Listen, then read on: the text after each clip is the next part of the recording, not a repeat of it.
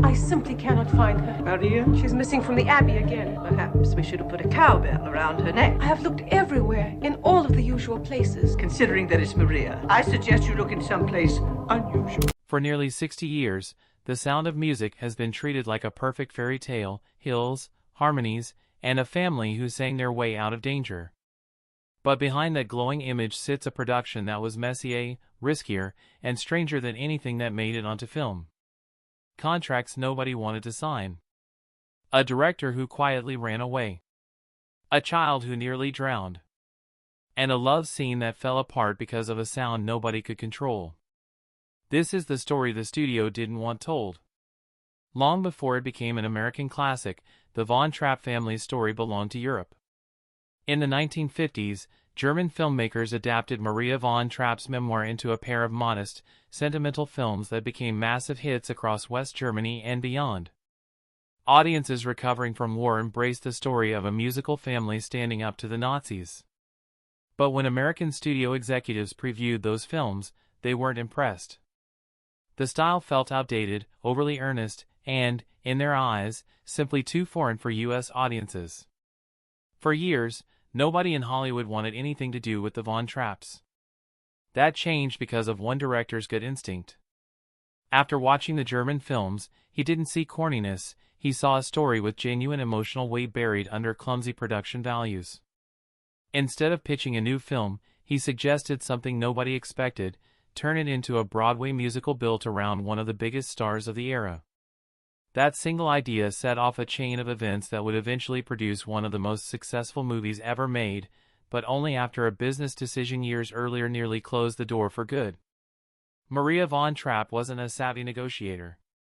She had no agent, no entertainment lawyer, and no idea what her story was actually worth.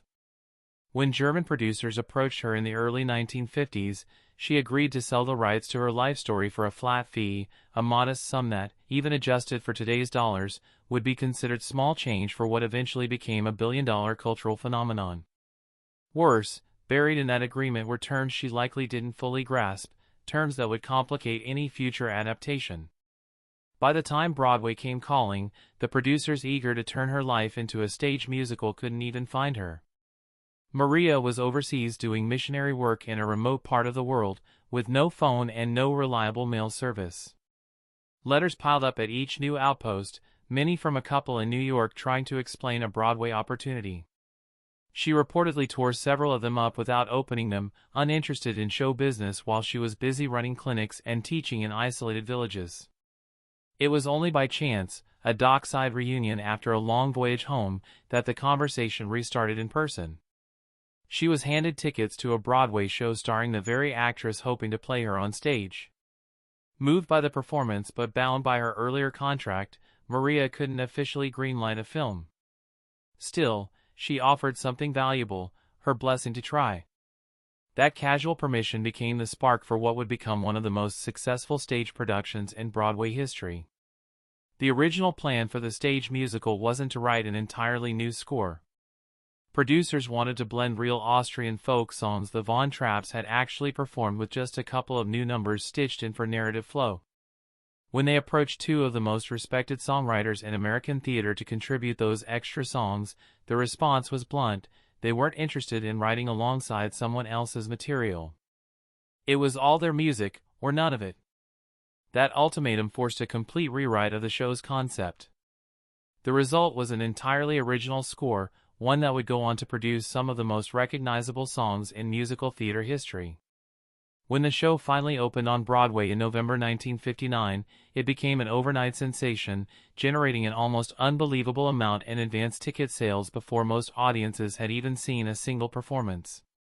The production ran for years, becoming a cultural fixture and setting the stage for a movie adaptation that studios were suddenly desperate to acquire.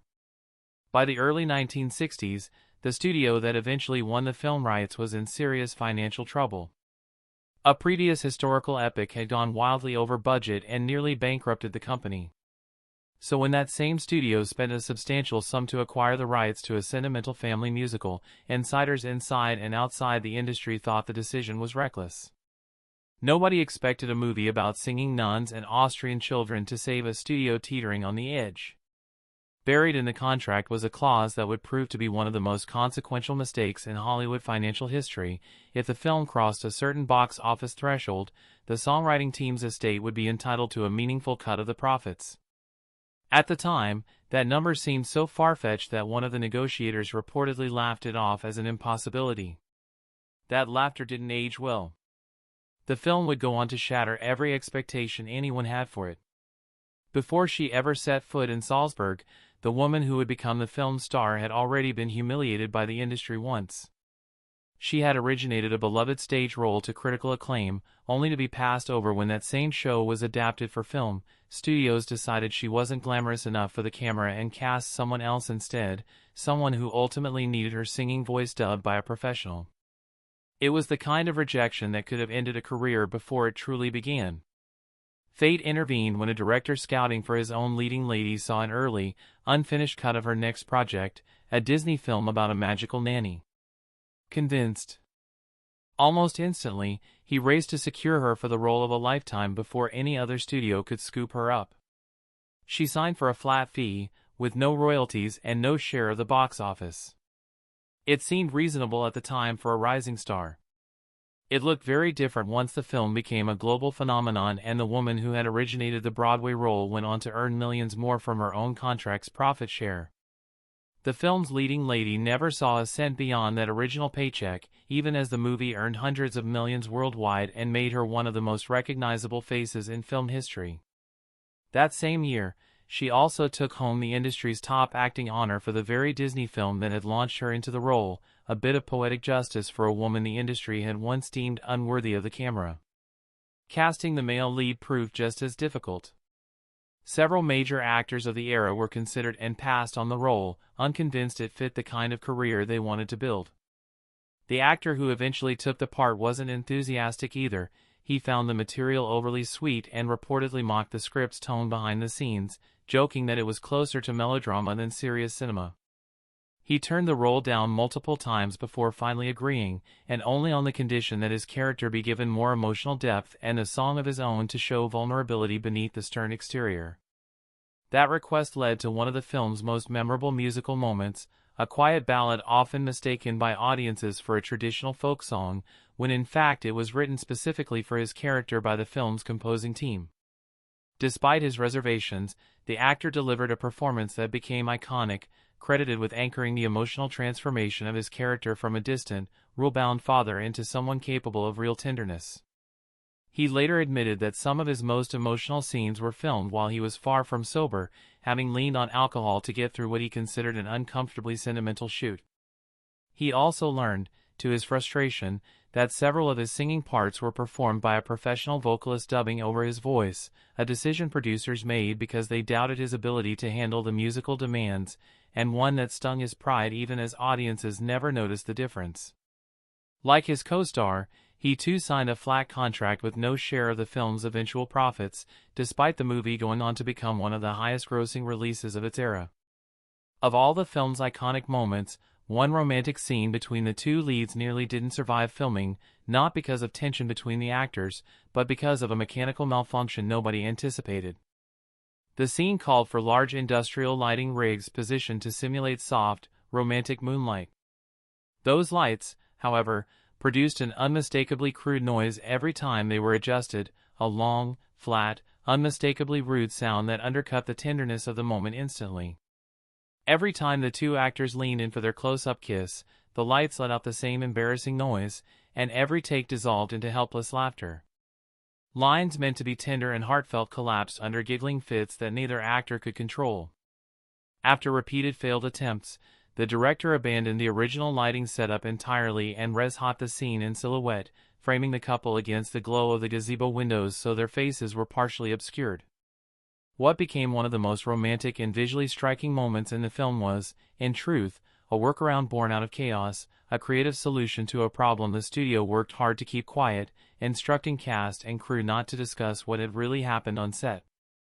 The truth only became public decades later when the film's leading lady recounted the story herself in a television interview, laughing as she described the ordeal.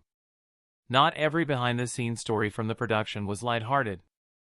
During the filming of a scene in which the Von Trapp children tumble out of a rowboat into a lake, the young actress playing the youngest daughter couldn't actually swim, something the crew reportedly only realized shortly before filming began. The plan called for her co-star to grab her the moment the boat capsized, but when the boat actually tipped, the timing went wrong, and the child slipped underwater more than once before another cast member managed to pull her to safety. She came up coughing and frightened, and by all accounts it left a lasting impression that took years to fade. It remains one of the more sobering reminders that behind the film's cheerful exterior, real risks were being taken with real children on set. The film's now famous opening shot, a sweeping aerial view of its stars spinning through an alpine meadow, required a helicopter to hover mere feet above her while filming. Each pass sent a blast of downdraft strong enough to knock her flat into the grass, again and again, forcing her to get up, brush herself off, and reset for another take. It's remembered fondly now as an amusing anecdote, but at the time it was a genuinely punishing shoot. That was only a small taste of what location filming in Austria demanded.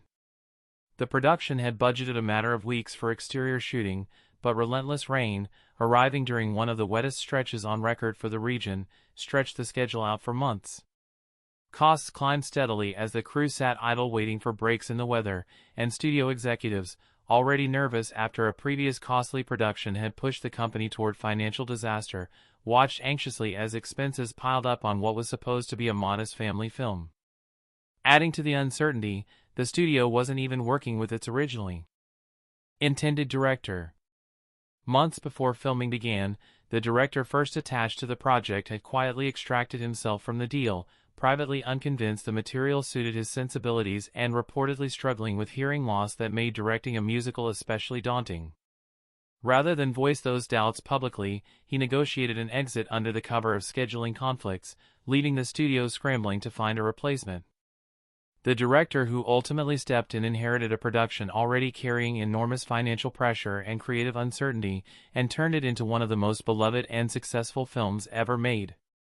What eventually reached theaters looked effortless, sweeping landscapes, soaring music, and a love story that felt timeless. But almost none of it came together the way audiences imagined. Contracts were signed without anyone grasping their true value. Stars were nearly cast, then passed over, then rescued by chance. A romantic centerpiece nearly collapsed because of an absurd mechanical noise. A child nearly drowned. A director quietly walked away before filming even started. None of it showed on screen. That's the strange magic of The Sound of Music, a production built on missteps, near disasters, and quiet compromises that somehow produced something audiences still call perfect, decades later.